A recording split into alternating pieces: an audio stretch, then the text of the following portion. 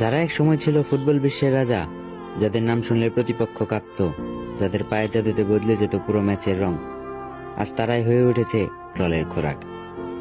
Messi, যে ছেলেটা নিজের কঠোর পরিশ্রম আর নিঃশব্দ লড়াই দিয়ে হয়ে উঠেছিল সবার মাথার মুকুট, আজ তাকে তার চেহারা নিয়ে ট্রল করা হয়।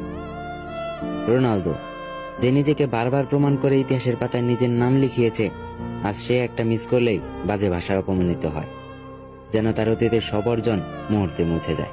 আর বাকি রইল নেইমার, ফুটবল মাঠের সেই মায়াবী শিল্পী, যাকে ইনজুরি ছোবল বারবার ছিঁড়ে ফেলেছে। সে আজ পঙ্গমার নামের তাচ্ছিল্যের উপাধি নিয়ে বেঁচে আছে।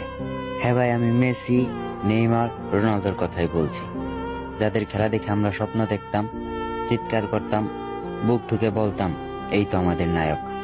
আজ সেই নায়করা আমাদের কণ্ঠে বিদ্রূপ শুনে যায়। তাদের কষ্টটা আসলেই কি এতটাই অমূল্য যে আমাদের ট্রলে নিচে